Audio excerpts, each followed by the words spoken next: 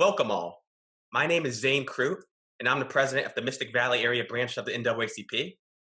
Today, we're here to raise health awareness in our communities. The Mystic Valley area branch of the NAACP, as well as the AdMeTech Foundation and some of our local leaders are here to, put on this virtual town hall. And first, to give you a little bit more about our NAACP branch, it encompasses Malden, it encompasses Medford, amongst several other neighboring communities, including Arlington, Woburn, Winchester, Everett, amongst several others. For over 40 years, we have fought for the social, political, economic, and educational equity for all. This year, particularly, our branch has been busy, as well as the national NAACP, in fighting two pandemics. The two-folded, double-edged sword of racism in America, as well as COVID-19. We want to use this tumultuous year to push changes in America, from strongly limiting qualified immunity or abolishing it completely, taking away the stranglehold power of police unions in America. But today we want to raise awareness to something else, a raising health issue in America. This pandemic today is prostate cancer. The goal of today's event is to empower individuals to take charge of their health and reduce health disparities of not just COVID-19, but of prostate cancer in America. Prostate cancer touches so many of us. So many of us have a family member, a father, an uncle, a brother, a son, a grandfather that's affected by prostate cancer. This is a small gland that's in men only, so prostate cancer is to men what breast cancer is to women. Odds of getting prostate cancer and odds of dying from it are greater in Black men than it is any other type of man in America. So today, we want to call to action for people to get checked out early, which stops the spread of it.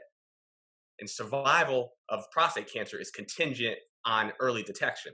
So that is the call for today's event. Now I'd like to introduce Representative Sean Garberly, who represents part of Middlesex County in Massachusetts, Arlington and Medford. So take it away, Representative Garberly. Uh, First of all, Zane, thanks so much to you and the NAACP for hosting this very important educational event. We had discussed this issue a few months ago with Dr. Stern here in my office, and I'm just so ecstatic that we are able, through your leadership, to be able to set this very, very important event up. And I'm thrilled to share the stage virtually, if you will, with the outstanding leadership in Medford and Malden by Mayor Brianna Lungo-Kern and Mayor Gary Christensen. It has been outstanding to work with each of these outstanding mayors, and I'm thrilled that they were able to join us today on Sunday. So, as you mentioned, Zane, we're in the middle of a pandemic right now, the corona crisis, and we are not, despite what you might hear on TV, we are not rounding the corner. This disease continues to kill. We have over 200,000 Americans who have died from the coronavirus, including many in our communities across the Commonwealth and across this country. One thing that we do know that what this disease has unveiled is the health disparities that are in our country. People of color have been disproportionately impacted by the coronavirus across this country, and the facts bear that out clearly. But health disparities, as you know, Zane, because we've talked about this issue many times in the NAACP and folks across the state, is that health disparities are not new. Health disparities have been around for generations and for generations, and the coronavirus has just unveiled the harsh reality. And we have seen that since March, right? We have seen it in our nursing homes. We've seen it in employment opportunities. People of color have been disproportionately affected. We are here to talk about something that has been in our communities long before the coronavirus, and that's prostate cancer. And we know millions and millions of men and families are impacted by the harm that prostate cancer causes each year. And we know, right, that the statistics are bad, right? I've seen statistics that show that 1 in 9 men will be impacted by prostate cancer across the country.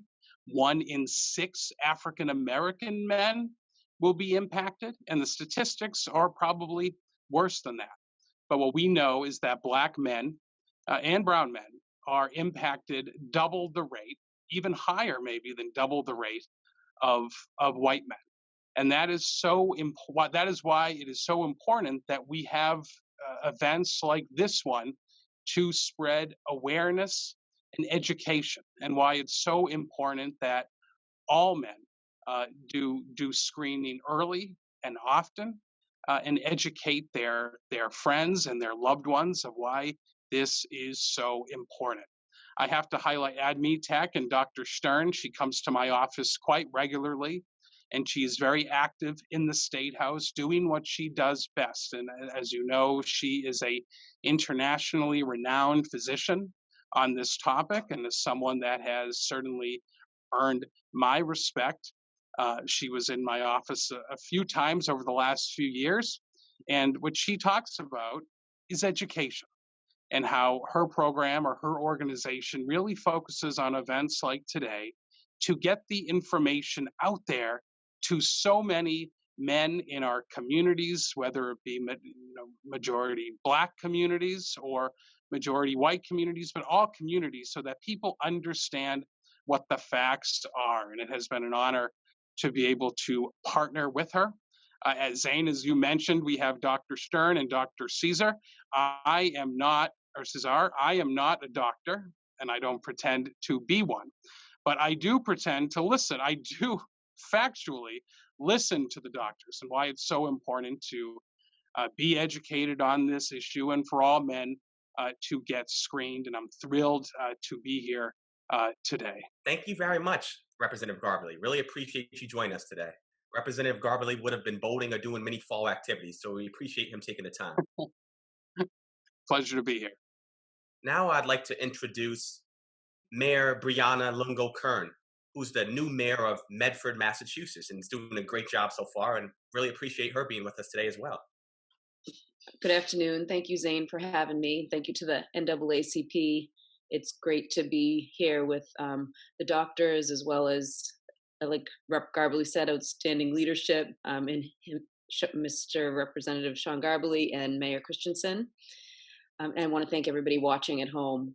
I will be brief because I'm eager to get to the presentation and discussion today, but I want to provide a short update on the City of Medford's efforts and response to COVID-19, and in particular highlight one unique way that we are continuing to support our most vulnerable residents. Back in March, we launched a series of working groups committed to connecting with residents in need. As part of the plan, our Board of Health quickly launched a volunteer program, signing up more than 100 community volunteers in just a matter of days. These volunteers made individual phone calls and are continuing to do so to more than 10,000 senior citizens in Medford, and to date have made more than 500 individual connections for assistance with food, medication, social services, or just doing regular companion calls to residents living alone. As part of the volunteer effort, a language access team provided these calls in multiple languages. Through this effort, we also increased the city's Medical Reserve Corps and volunteer list by more than 100 people, with a strategic call for MRC volunteers to be able to assist for future events and needs with medical distribution, vaccines, etc. In addition to the Are You OK program, we've supported residents and businesses through grant funding and through a COVID-19 relief fund with the Chamber of Commerce that raised more than $30,000 for food-related services to residents and funding for restaurants. We also opened numerous grab-and-go food sites and added 9 micro-food pantries throughout the city that have been incredibly helpful and have been fully stocked by community volunteers over the last 8 months. Outside of our efforts around COVID-19, we renewed our city's commitment to addressing social determinants of health and to ensure equity in all these areas. Last month, we released a social justice roadmap that lays out our work to date, how we plan to work with the community to develop plans moving forward. And the volunteer-led Are You OK program will be integral in this work as well. Working directly with members of the community to support residents in need has allowed us to understand residents' need in real time and address them on an ongoing basis, connecting residents to services and supports with partner agencies and organizations. It's a model that we hope to grow as we continue to our work around overall health and well-being. Thank you. Thank you very much, Mayor. Appreciate you joining us today. Now, from one mayor to another mayor. Now I'd like to pass the buck to Mayor Gary Christensen, who's the mayor of Malden, Massachusetts, to give an update on the same. Thank you, Zane, and good afternoon, everyone. Let me first just say 67 days until 2021. I have never seen a year like this. When we first started 2020, I thought it was going to be the greatest year of all time. We had very little snow, weather was great, budget was looking good, and then I received that first phone call of us having someone that tested positive in Malden. And it's just been one issue after another since then, from COVID to West Nile virus to drought to killer hornets. And the one thing that I do know is we are where we are today because of all the support we have received throughout our city, from Bread of Life to housing families to neighbors helping neighbors. There's no question in my mind that we wouldn't be where we are today if not for everybody coming together to help us navigate our way through something that I hope we'll never see again. The challenge for Malden, when they see that we're designated as a red community, is people automatically assume where are the clusters, where are the positive cases emanating from? And if there is one positive, they are not emanating from any one place. They are emanating because Malden has always been a working class community. So Greater Boston, like Medford, relies on us to serve many of those essential positions that exist throughout Greater Boston and beyond. And so as a result, that's why our cases are continuing to increase right now. People are going back to work. People are going back to school. And we believe that is the reason why there's been an uptick in recent weeks and months, for that matter. So we just have to, what we've been telling people is, let us continue to rely on those wonderful volunteer organizations that have come together to help us, find our way through this. But also, what I told the community on our weekly or biweekly COVID show on Malden Access Television is, I don't believe Mayor Kern and I have many more policies to implement. At some point, it's going to come down just to all of us how badly we want to get through this. And I know it's tedious and monotonous, and I hear all the complaints all the time, but this thing is a marathon. It's not a sprint. And like anything that involves a marathon, we have to be determined to work together to, make our way through. So, I just want to also take a moment to thank you, Zane, from Mystic Valley NAACP, as well as I know we've focused on Dr. Stern, but I also want to, give a shout out to Thomas from AdMeTech, who has really done a good job organizing this event with you, Zane. You might want to add him as a member to your organization because he's been pretty determined himself on promoting the importance of talking about where we are and where we're going. So thank you to him for his efforts. When it comes to prostate cancer, we will make our way through COVID. But unfortunately, I believe prostate cancer will remain long after COVID is over. And I just want to join everybody on this call in saying how important it is to get tested. If you saw me get my flu shot just recently, you know how much I hate needles and visiting the doctor's office. I dread it. And I try to come up with every excuse not to do it. But, as my mother said growing up, it all starts and ends with taking care of yourself. It's all about your health. And so when it came time for me to get my first exam, again, I tried every which way to get out of it. And my mother, I think, actually physically escorted me to the appointment. And it was a good thing I did, because when I left the exam, the doctor said, it was a good thing that you came in and got examined. And so I'll leave it at that. But, you wouldn't think that, because people often tell me, wait a second, you look pretty healthy, although I don't feel healthy after the past year we've had, but you look healthy, but it can strike anyone at any time. So anybody that's, on this call and watching, if you're scheduled to get examined, do it. It is critical. It's a matter of life and death. So again, let me just end by how I began, which is thanking Zane and the Mystic Valley NAACP as well as AdMeTech for bringing us all together to talk about this most important topic. Thank you. Thank you very much, Mayor Christensen. Thank you so much for the work you're doing in Malden. I know it hasn't been the easiest year. You ran for re-election. You didn't know what you were getting into. You might have went a different direction if you knew this was the year you're going into. Thank you. Now I'd like to introduce Reverend Dr. David Kilpatrick. Reverend Kilpatrick is not only the first vice president of the Mystic Valley area branch of the NAACP and a lifetime member, he's also the minister at West Medford Baptist Church. We were initially going to do this event pre-COVID during the times. We were going to do it right after one of his church services. But now, in the new world we are, Zoom it is. So now, take it away, Reverend Kilpatrick. Thank you so much. It's good to be with all of you on this Sunday afternoon. As Zane said, I'm the first vice president of the Mystic Valley area branch of the NAACP and pastor of West Medford Baptist Church, which is an African-American community, and we're very aware of the need for more awareness about prostate cancer. As Zane said, there are approximately, it was Sean that said there are 1 in 6 African Americans likely to come down with prostate cancer. And many of my own congregation have been operated on for prostate cancer, so it's very, very common. I also happen to be the vice president of the West Medford Community Center, which is made up of a variety of people from around Medford, but the majority of them also are African Americans, and they're very concerned, and I know many of the people are tuning into this broadcast this afternoon. So I would just encourage all of the men that may be within the sound of our voices today to go out there and get examined for prostate cancer. I know I have my colonoscopies regularly, and it's very important that men do that, and yet many do not.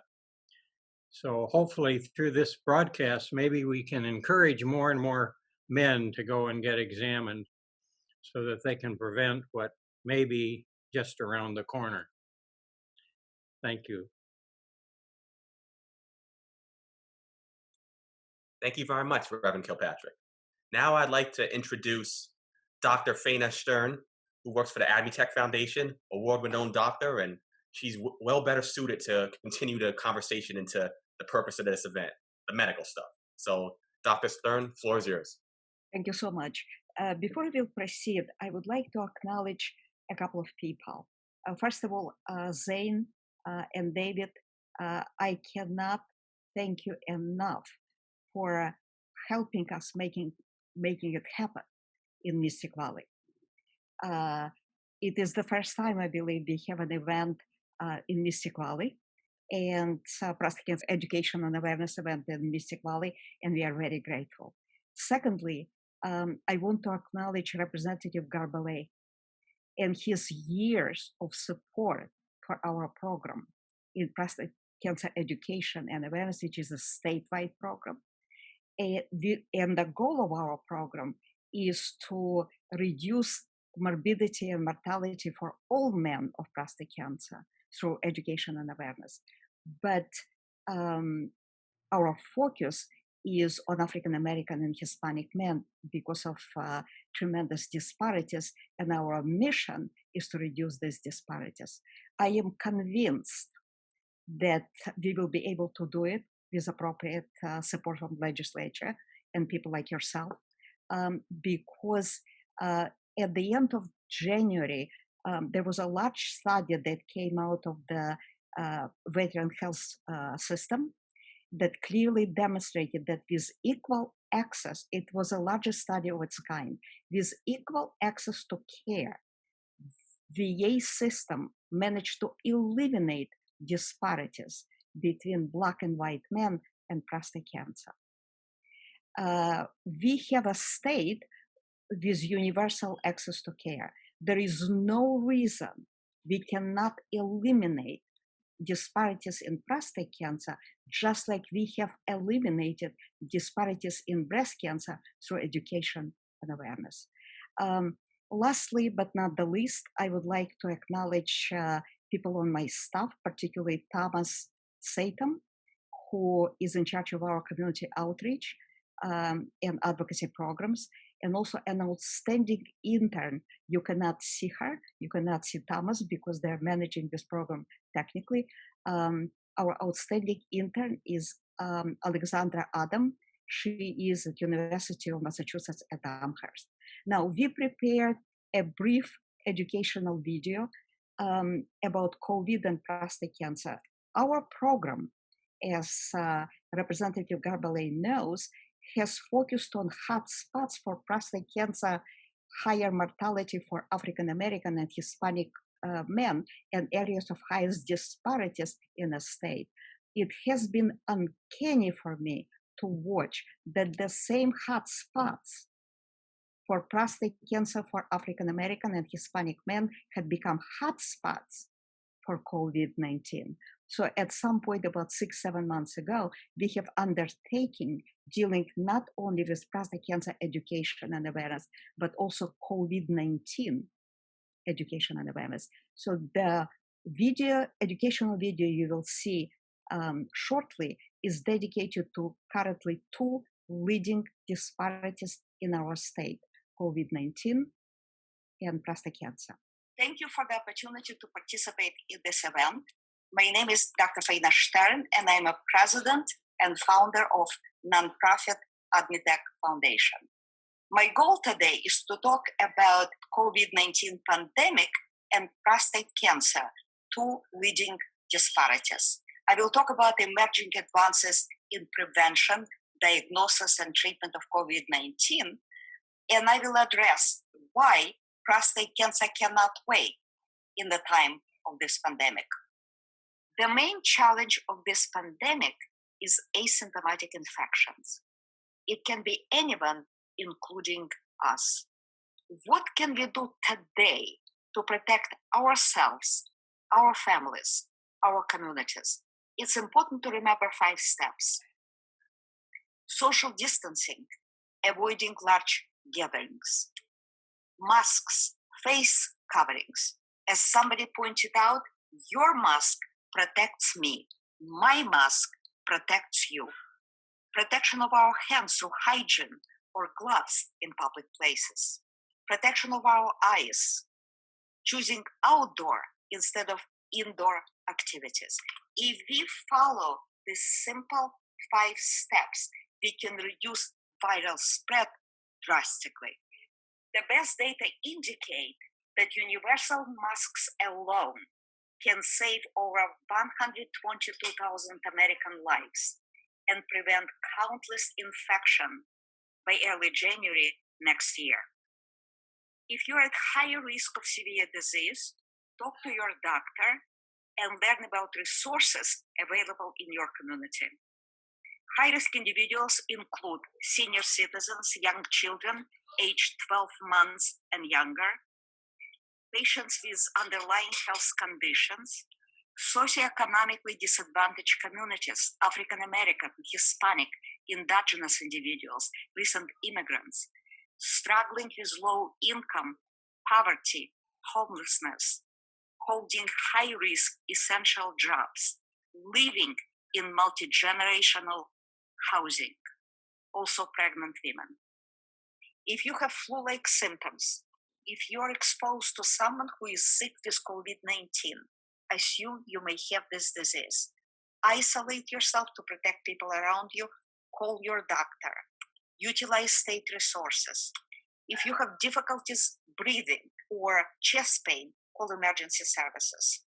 COVID-19 diagnostics are critical for early detection, controlling pandemic, and safe return to work and schools. Current challenge is to get rapid testing results for prompt diagnosis, treatment, contact tracing, and isolation. There are 2 types of testing widely available today: for live virus active infection and for its antibodies immune protection. Discuss with your doctor what testing is right for you. COVID-19 treatment is likely to succeed in near term. Multiple organizations are working on treatment strategies and their evaluation. Early detection is critical when mild to moderate symptoms reflect initial viral infection and initial inflammation, for example, in the lungs. At this early stage, several treatment strategies have been shown to stop virus replication, improve patient symptoms, and expedite recovery, including antiviral drugs, virus-neutralizing potent antibodies, combination treatment, integrating antiviral and anti-inflammatory agent interferon. Extensive conclusive global trials are currently in progress. About 15 to 20% of patients progress to severe life-threatening disease. On June 16, Oxford University announced the first life-saving drug, anti-inflammatory steroid dexamethasone, which is widely available, inexpensive, and can be readily implemented globally. On August 12th, Mayo Clinic-led trial indicated that convalescent plasma obtained from COVID survivors and containing high level of antibodies can reduce risk of death by 35% vis-a-vis low level of plasma antibodies. On April 29, NIH reported that antiviral drug remdesivir expedited recovery in these patients by about 31%. Global clinical trials currently combine antiviral and potent anti-inflammatory agents to maximize patient benefit, and results are expected soon. The most important goal in ending this pandemic is to have publicly available vaccines. The key challenge is our uncertainties if immune protection against the virus is strong enough or if it can last. And yet, growing national and international data show protective immunity for many people after infection, creating hope for effective vaccines. The global goal is to vaccinate billions of people, which will require multiple public and private partnerships. WHO, with multiple partners, established a COVAX facility for equitable vaccine distribution. As of July 15, it was announced that 165 countries with over 60% world population participated in this effort. The goal of US government is to vaccinate 300 million Americans by early to mid next year. To achieve this goal, they support multiple organizations in order to conduct definitive clinical trials and ensure that vaccines are safe and effective, to ensure large-scale production and distribution to the public, and to develop strategies and priority for vaccine administration. Dr. Jerome Adams, U.S. Surgeon General, testified to United States Senate on September 9. I want the American people to hear me say this. There will be no shortcuts. This vaccine will be safe and effective, or it won't get moved along. And when a vaccine is approved by FDA, I and my family will be in line to get it. While we are dealing with COVID-19 pandemic, prostate cancer cannot wait. Unfortunately, men stop going to clinical facilities out of fear to contract the virus. And yet delays in care can result in reduced quality of life and even loss of life. It is important to highlight that clinical facilities created a safe environment, including telehealth for virtual visits, for ongoing in-person care, for medical procedures, including biopsy and treatment. Delays in prostate cancer care are particularly unacceptable for Black men who are 2.5 times more likely to die compared to everyone else. And yet, prostate cancer is curable when detected early. With early detection, every man survives in 5 years. With late diagnosis, when metastatic spread is present, only 28% of men are alive in the same period of time. The best tool we have today for early detection is blood test PSA, which saves lives. PSA testing, like any other test, is imperfect. In about less than 10% of all men undergoing screening, we see biopsy performed. It is an invasive procedure causing pain and infection in some patients. It may be unnecessary. Up to 75% of men do not have cancer. Less than 1% of all men undergoing screening may have unnecessary treatment with associated costs and complications. It is important to know that nothing we can do, including testing, is 100% reliable, and only a small fraction of men have abnormal screening. I would like to address a few things men need to know before and after screening. First and foremost, men need to know if they are at high risk of prostate cancer, including African heritage, family history with your brother or father, increasing age 50 and above. Men need to ask their doctor about screening with PSA blood test and digital rectal exam.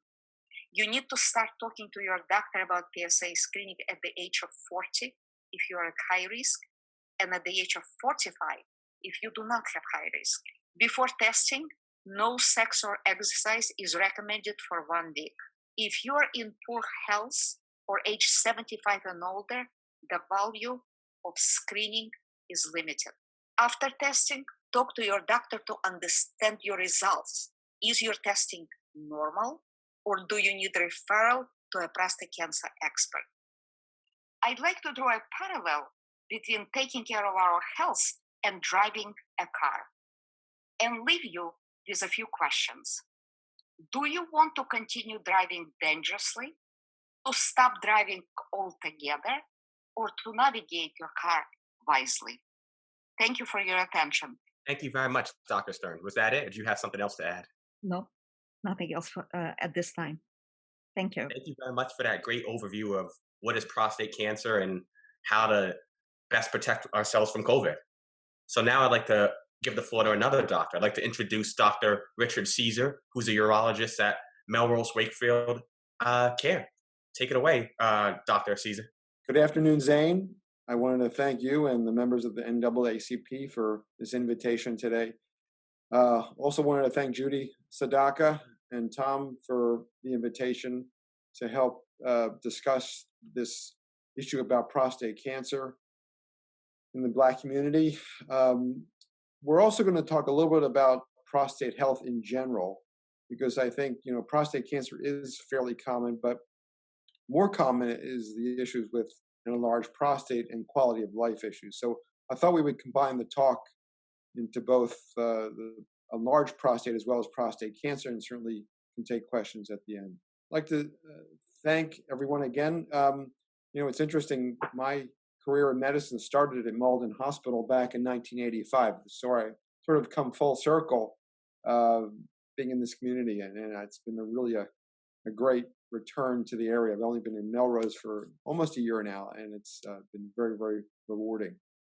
So just to give you a little background, the Urology Care Foundation is a branch of the American Urologic Association, and it's really focused toward patients and families, and it's a great source of education. So, after this talk, please feel free to Google Urology Care Foundation, and you can get to their website and find all the information that I'm about to present about prostate disease, prostate cancer, anything that has to do with urology.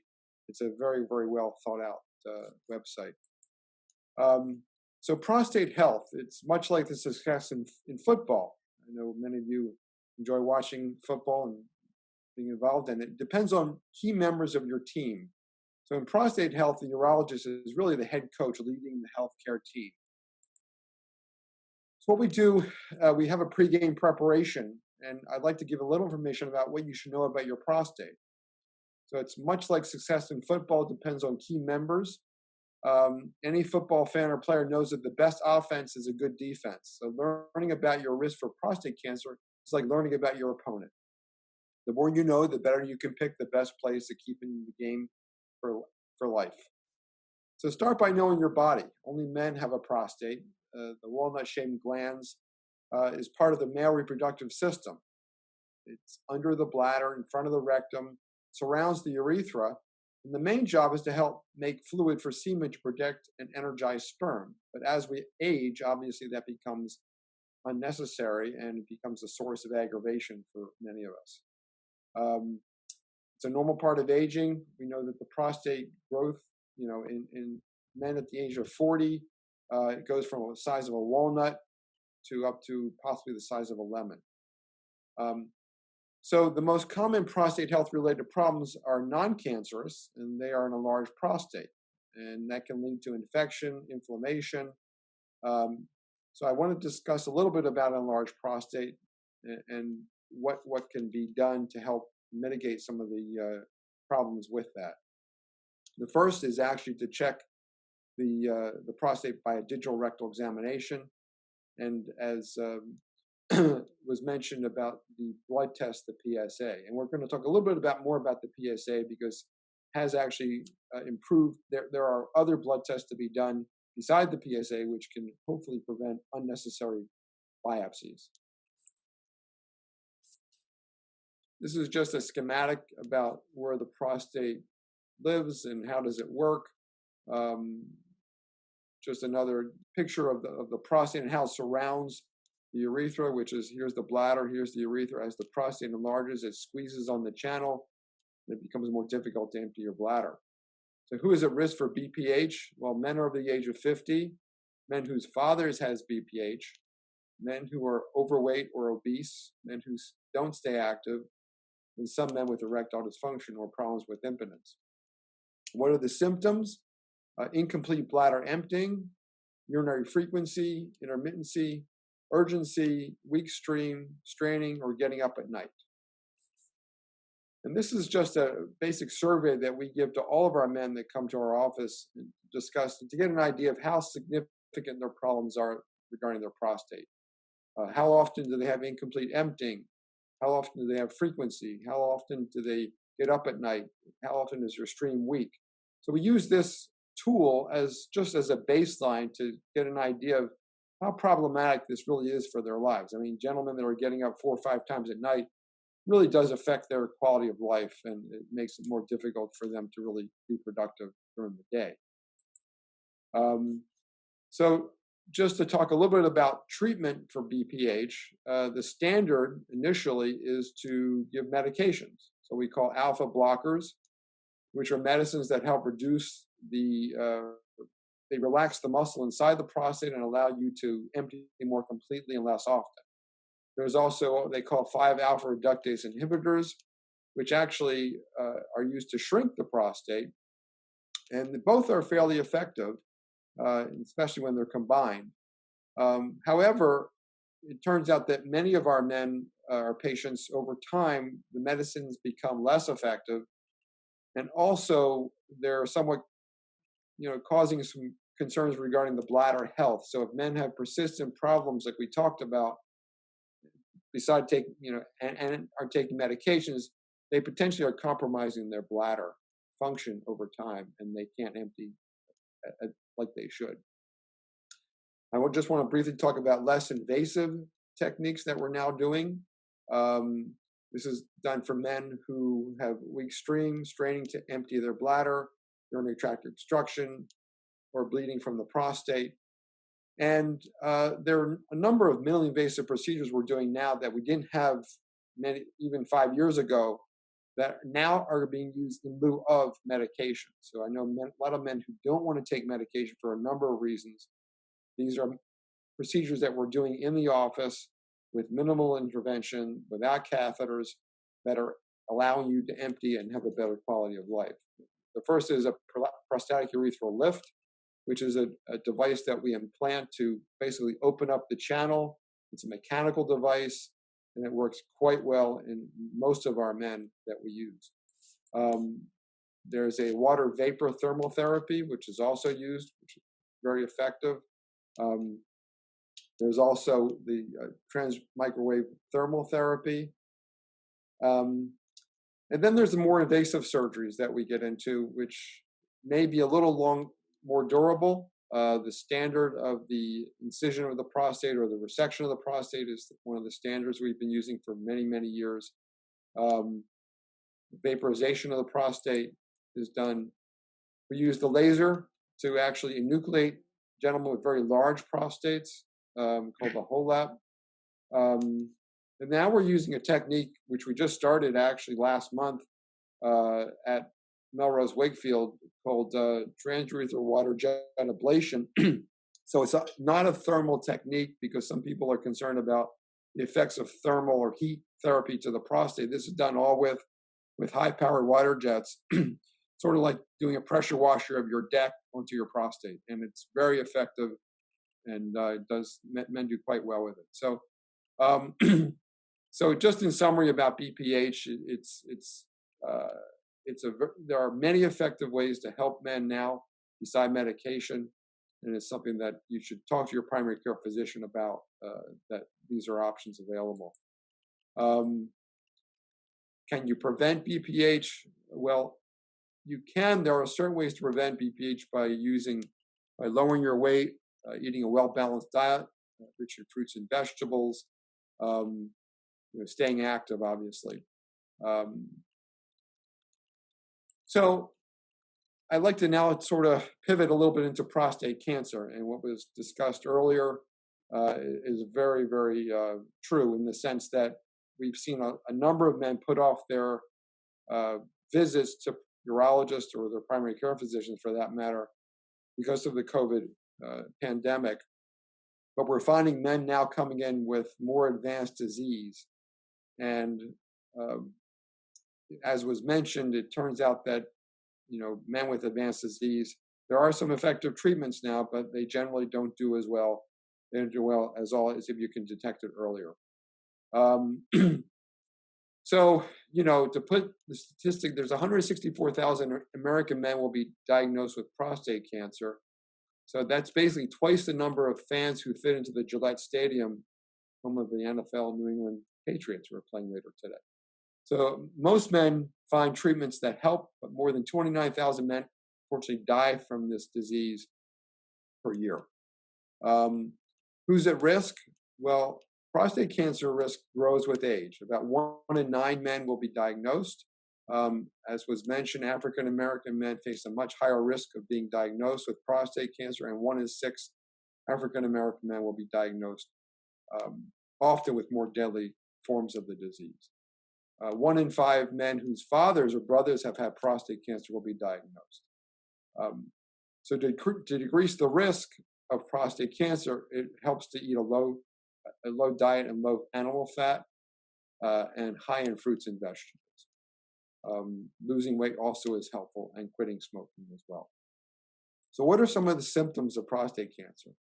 Well, unfortunately, it's many times patients don't have symptoms. It really depends on being picked up by their physician or by the blood test that they're getting on a regular basis.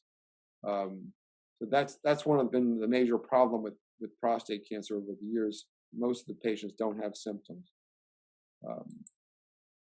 As I mentioned, 1 in 9 will develop it in their lifetime, and 1 in 6 African American men are more likely to be diagnosed with a deadly form of prostate cancer. So what is prostate cancer screening? Well, 2 tests are done, the blood test and the digital rectal examination. Now, the screening should be done for most men at the age of 50, 55 or older. I do recommend African American men to start having their screening done at the age of 40 because of the higher risk. And what is a PSA? It's a protein that's actually excreted by the prostate gland. High levels could be consistent with just not prostate cancer, but just an enlarged prostate. And as I mentioned earlier, there are some other tests that we're doing now that can sort of differentiate, which prostate cancers may be needed to be treated. So if I find that a PSA is elevated, we can actually get another test called a 4K score, which will tell us if this is a prostate cancer, do we need to do a biopsy to try and detect it, and is it going to cause problems? Because, as was mentioned earlier, we over the years found that many men were treated unnecessarily because a lot of prostate cancers are sort of there and don't cause any major problems. So we want to find out the ones who are going to cause problems and treat those, because those are the ones that really affect people's lives. And we don't want to, treat those that are not going to cause problems. And we'll talk about that a little bit later. So this is just a schematic of the rectal examination, how we perform it. As I mentioned, 1 in 5 men whose fathers or brothers had prostate cancer will also be diagnosed. So is prostate cancer screening right for you? I think all men between 55 and 69 should be screened. Screening should start earlier if you're African American or if you have a family history of prostate cancer. And these are the potential benefits to actually detect it earlier. Normal PSA may put your mind at ease. A PSA test may find prostate cancer, and prostate cancer that's diagnosed earlier is less likely to spread. So what's the game plan for prostate cancer that hasn't spread? And these are some of the treatments we're now recommending in patients who are diagnosed with prostate cancer. And it really depends on, again, the aggressiveness of the disease. So many men that actually are being diagnosed, particularly some of our older men, we're using watchful waiting or active surveillance, where we can actually monitor their PSA, we can get MRIs, we can determine if those folks we think are not going to really have a major problem with prostate cancer, and we can just watch them over time, making sure the disease doesn't get any worse and start to spread. We actually use genetics now, so many times we'll take a biopsy and we'll send it off and get a genetic analysis of the biopsy to see if those tumors are going to be a little more likely to cause problems. And those that are not, we'll put into the active surveillance arm. Those that we think may cause a problem, we recommend either radical prostatectomy, which is removal of the prostate, and we're using the robot now at Melrose Wakefield to do that. And the risks have gone down significantly over time with the use of the robot. And then we also incorporate radiation therapy, which has also been very effective in controlling prostate cancer. Advanced prostate cancer is diagnosed when the PSA is quite elevated and we see the tumor going into the bone or other parts of the body. And actually now, over the last several years, there have been some very effective treatments for advanced prostate cancer, which can really prolong the patient's life with these different techniques and medications. So it's something that you should know about, and it's compared to when I started practicing urology 30 years ago, there's been a huge increase in the number of options that patients have who have advanced prostate cancer. We really, I think, improve their quality and their length of life. So in summary, we know that prostate health is important for all men. We want to win the battle against prostate disease with a team approach. I think your urologist can be a solid head coach leading the way. Other healthcare providers, your family, and your friends make up the team to put you on the path to victory. When a prostate problem arises, be sure to huddle up with your entire team. Keep your head up as you advance toward your treatment plan and leading the cure to the touchdown and the extra point. I want to again thank Zane and the NAACP, and also recommend that you go to the Urology Care Foundation, go to that website, urologyhealth.org, and you can certainly get more information about all the topics we discussed today. Thank you very much. Judy's had sent me a couple slides about COVID-19 and the importance that, at least in Melrose Wakefield, and obviously other places as well, do not delay your health care. The offices take significant precautions to keep our patients safe. We, participate in social distancing. We have masks. Everybody wears masks, and I think you should feel comfortable coming in and seeing physicians in their offices. We space them apart appropriately, so we're very aware of that. So if you have an appointment at our outpatient centers, universal masking, symptom screening daily of employees, pre-screening of our patients, telemedicine appointments are available. We change the facilities to accommodate, promote distancing. We clean and sanitize between the appointments, and we stagger our appointments. So please don't delay the care you need. Thank you.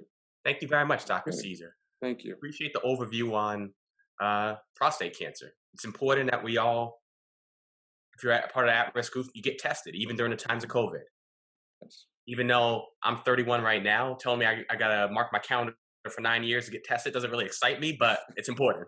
It is, extremely. Now I'd like to open the floor to like an open discussion for additional questions on, COVID-19 and prostate cancer. Would anyone on the panel like to raise any questions for, either general questions or medical questions that the doctors would be better able to address? Or anyone from the audience as well? While the audience is preparing their questions, I have a question for Dr. Caesar. Do you mind elaborating what precision diagnostics are currently available and on the horizon, so that are expected to deal effectively with overdiagnosis, unnecessary biopsy, unnecessary treatment, underdiagnosis, and undertreatment aggressive disease? Yes, absolutely. So in regards to overdiagnosis and performing unnecessary biopsies, we tend to use PSAs based on the patient's age. So we have age-specific PSAs, and depending on what the PSA will determine whether we think we need to move forward with a biopsy. But before we do that, I usually send off what we call 4K score, which is a genetic test on the PSA, and it looks at different markers within the PSA, and we can determine if that particular patient is going to have a significantly worrisome prostate cancer. And if they do, then we go ahead and recommend a biopsy of the prostate. And based on the biopsy, at that point, if there's a concern about if it's a non-aggressive prostate cancer or sort of intermediate aggressiveness, we will send this off to get this analyzed by the genetics. There's a company out in California, we send it out, Polaris, which will analyze the genetics and say the likelihood of this becoming, metastatic or potentially affecting someone's, life is this statistic. And then we talk to the patient and say, here's what the statistics show based on your genetics. We have these options, and let them make a decision. But now that's allowing us with more confidence to say, I think you're going to be fine if we just watch this. We don't need to treat you with surgery, radiation. We can watch it along. We can get an MRI in 6 months. The MRI has also been very effective in looking at, lesions within the prostate that are somewhat really concerning for high-grade disease. And those are the folks that we may biopsy those lesions under MRI fusion guidance to see if they're going to have potentially lethal disease. So we've come a long way over the last 10 years in regards to which patients we're becoming much more selective of those who are going to be, we think, treated effectively for prostate cancer. We also look at their medical comorbidities, obviously, and certainly don't want to expose anybody to unnecessary risk for surgery that has significant medical comorbidities. So I think all of those, we're all in the same, have the same goal of treating patients with potentially lethal disease, and not treating patients who don't have lethal disease. Zane, could I ask a question? Certainly. Doctors, if I could, do you believe, based on what you've said, that this is deadly, but in a lot of cases preventable, that one day it will be mandatory to be tested, much like students are now being directed to get their flu shot in order to attend school? I think that it is very difficult to make tests mandatory. One of the reasons for such a success in VA system, because they see prostate cancer as an occupational hazard due to exposure of military personnel to herbicides, particularly abroad. So they actually mandated PSA screening, and the result of it was elimination of disparities because early detection eliminated disparities traditionally in any kind of disease and any kind of cancer. This was the key to success in VA system. When you go beyond a specific healthcare system like VA, mandating any kind of interventions to physicians and patients are becoming really difficult to enforce. So that's where it is critical to educate physicians, particularly general practitioners, non-experts.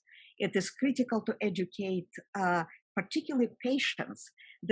If you look at the history of medicine, the key to success in breast cancer, the key to success in many other diseases was in undertaking large-scale educational awareness programs that demanded in patients, that resulted in patients' demand of certain things, including screening, minimally invasive procedures, etc., etc.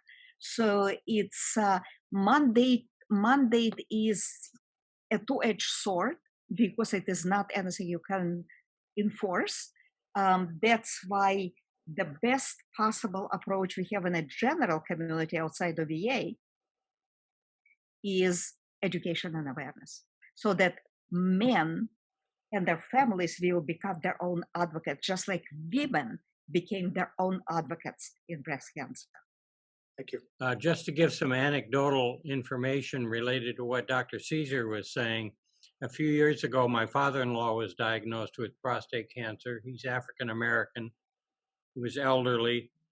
After the exams and discussions with the family and so on, it was determined that he would probably die of something else rather than prostate cancer. And that's exactly what happened. He died of another illness. And but they continued to observe the prostate cancer just in case anything changed. So that's not uncommon at all. Yeah, and this very much highlights the situation that PSA is such a sensitive test. It picks up benign enlargement of the prostate described by Dr. Caesar. It picks up any kind of inflammation, any kind of infection. It's very important to have accurate diagnostics to figure out, is it non-cancer? Is it cancer? And if it is cancer, is it the kind of harmless cancer, which is significant fraction, at least 65 to 70 to 80%, depending on large-scale studies you're looking at, up to 80% of patients who get screening and suspicious results actually do not have dangerous prostate cancer. The prostate cancer is going to be of a kind that does not end up causing significant symptoms or danger to the life. So that's why we have very accurate diagnostic tools, imaging mentioned by Dr. Caesar, other blood tests, urine tests, molecular tests. Even when we are doing biopsy, we can send patients for standard histopathology, standard diagnostic tools, but we can also send, as Dr. Caesar pointed out, to genetic tissue analysis, which is very precise in differentiating aggressive prostate cancer from essentially a harmless disease.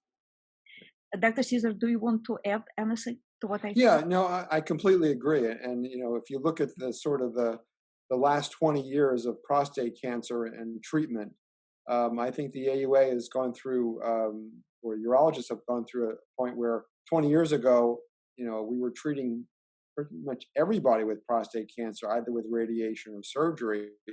Now, because of these sophisticated testing, we don't do that anymore. And because, as you mentioned, Dr. Stern, there are patients who are adversely affected with treatment. You know, it can cause erection problems, it can cause urinary incontinence. It can lead to problems that they didn't have before their surgery. So, and so we really need to become more focused on treating patients who are going to have real problems with prostate cancer. It's going to affect their life, whether it's metastatic disease, leading to pain or death. And we can now really get a better handle on those patients by their genetic studies. And I think we've come a long way over the last 20 years to look at that. And so I think urologists have heard what the rest of the medical community has said. In fact, years ago, they came up and said PSA should not be obtained because of the overtreatment concern. And now the pendulum starting to swing a little bit back, because we now know that we can use other testing beside PSA to really focus on patients and not overtreat that we once did. Yeah, and this is the key issue. The key issue in cancer care is not to eliminate screening. The key issue in prostate cancer care is to have accurate diagnostic, so that when screening highlights some problems, you will know exactly what's going on. Is it cancer? Is it not? Is it dangerous cancer, or is it not? And what else I would like to add to what Dr. Caesar said is, in addition to active surveillance, which is essentially delayed treatment, observation, with blood tests, with biopsies, etc., as Dr. Caesar pointed out, in addition to immediate treatment like radiation treatment, surgery, or systemic treatment, chemotherapy, or hormonal treatment. Right now, we also have emergence of image-guided, precision-guided, image-guided precision interventions, when we actually, under imaging guidance, administer destructive energy to cancer, but to spare surrounding tissue. And this is still experimental kind of treatment tools, but what we started seeing consistently, that cancer care in the best hands today in leading institutions, with this minimally invasive intervention, cancer care, cancer control is comparable to much more invasive treatment, while complications such as incontinence or impotence, mentioned by Dr. Caesar, has reduced dramatically. So there is a lot of armamentarium currently in terms of accurate diagnostics, in terms of precision treatment that have emerged over the last several years. That's why it is critical to discuss with your physician what the results are of your PSA testing. Is it normal, which would be for most men, including African American and Hispanic men, or is it suspicious? And that's why you need to ask to be referred to a prostate cancer expert who would know all of these advances and will be able to guide your treatment. One other, if I can just add one other comment about patients with advanced prostate cancer. The mainstay is hormonal treatment. Basically, the feeling is testosterone, which all men have, is basically a source for the cancer cells. So if we take away the source of cancer for the cancer cells and remove the testosterone, then a majority of the cells will, not all of them will, some majority of the cells will die. One of the problems we found with hormonal therapy over the years is it does affect men's bone health. It could affect their cardiovascular health. So there are things we're finding out now, after patients have been on for several years of removing that male hormone, that does affect their quality of life. So if men fall and they have poor bone health, they're going to be a more higher risk of getting a hip fracture and having problems. So it's another facet of research that we're doing now to really talk to your physician about, now that I'm on this medication to remove my male hormone, what's the implications of that? And we're using medications now to promote bone health. We're using medicines to promote cardiovascular health, diabetes, because some of these patients will go on to develop diabetes when we take the hormone away. So other things that patients should be aware to really, query their physician about what they're being treated with and what the effects are of that. Just as an aside. Okay, thank you, doctors. We also have a question coming in from our audience. Question/comment. I'm going to read it now. It says, as a community, is there a program to overcome the stigma of the outdated examination process? I believe that's the largest reason for most men of my generation for not getting tested. Most men of my age still believe that the exam is a physical exam rather than just a blood test. So I guess the concern is a digital rectal examination, and the you know it's not a very pleasant test, and a lot of men don't want to go through that examination. And I think my answer to that would be yes. I do have patients that will come to my office and refuse to have that study done, and that's fine. I obviously honor their request, but we will still draw the blood test.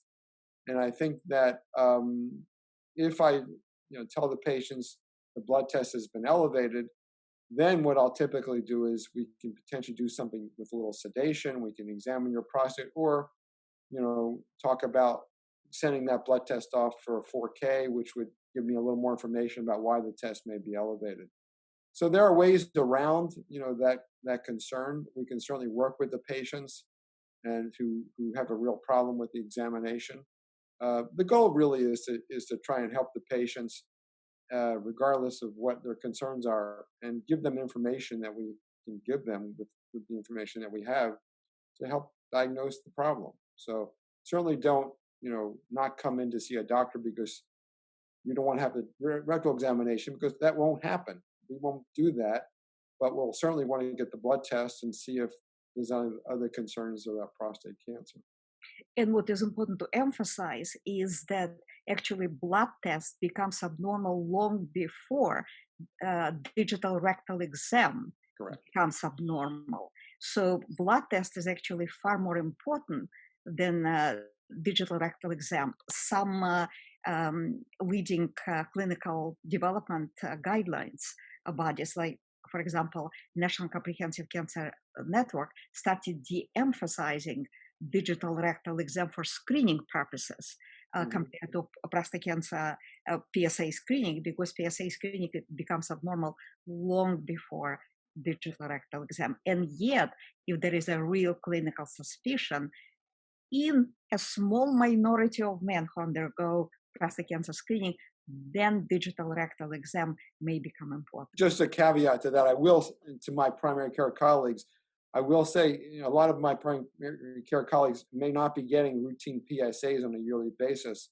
However, I've had a couple of cases over the last year where patients were not examined, their prostate was not examined rectally, and they presented with metastatic disease. So I do think that either one or the other should be done, hopefully both. But my point is that I don't think we should just do away with the rectal examination. I think it's important, not just for the prostate, but for the rectum itself, if there's potentially rectal carcinoma, other things that can be gained by the examination are there. So I understand people's concerns, but there are reasons why we do that, and I don't want to poo-poo that. And it is important to remember for every man and every woman, it is your body. Nothing will be done by physicians to your body that you do not want, that you object to. Another question coming in from our younger audience is, I know medical professionals are obviously trained to treat things such as cancer once people have the cancer, but is there anything one can do in their 20s or 30s, before they get to the critical age of 40, when once you get tested, to mitigate and reduce, the chances of getting prostate cancer? I think, as I mentioned earlier, diet, exercise, being active, maybe having a low animal fat diet, those are some things that have been looked at, and studies have shown that they may be helpful to prevent prostate cancer. I mean, prostate cancer, unfortunately, is genetic in many cases, and there's not a whole lot we can do about our genetics, but there are some things we can do about our diet and our exercise that we can control. So that would be my recommendation. We're still in the process of looking at researching different ways to prevent prostate cancer, and that's presented every year at the AUA meeting. So I'm sure over the next 5 years, there'll be more information about that. But it's an excellent question. Yeah, but it is not either or. I agree with Dr. Cedar. It's not either or. it is having a healthy lifestyle, and it is making sure that you are getting screened. Understood. Thank you, doctors. Is there any more questions out there? Does anyone else on the panel have any further questions? One person's asking, what if someone's like, primary care physician is not, recommending that they get tested for prostate cancer? Because especially, some people of low incomes, they have difficulties. They don't have access to the best medical professionals. What if the medical professional is not working with them to ensure they can actually get screened? That's where the critical importance of self-advocacy is, because that's why it is extremely important for men to know, are they at high risk of prostate cancer? Do they have African heritage? Do they have family history of prostate cancer, particularly father or brother? Are they 50 and above? These are high risk for prostate cancer. If you are at higher risk of prostate cancer, even your physician does not offer you prostate cancer screening, you need to talk to your physician whether or not prostate cancer screening is right for you. And I would also say, if that person's in that situation, we as urologists are available also to see patients, without referral. So actually, the majority of our patients we do see are from our primary care colleagues, but we do see patients who come in because of their concerns about prostate cancer who are at higher risk. And we will do the examination, we'll draw the PSA and try and put that to bed as far as they're concerned. So that's also an option if they find that their physician, for whatever reason, do not think they are deserving of screening. Excellent. So that's one of the key takeaways from today. Have a friendly neighborhood urologist such as Dr. Caesar in your Rolodex, in case you need him. Okay, well, thank you so much, everyone, for attending this event today. Thank you to the medical professionals for being here with us. Thank you to the AdMeTech team. Thank you to our spiritual leaders. Thank you to our local dignitaries, mayors and representatives and such. It's a political season. There's going to be a lot of politics going on. Want to leave everyone with, hopefully they learned something today. Get tested, especially if you're at an at-risk group, and go vote on November 3rd. Thank you, everyone.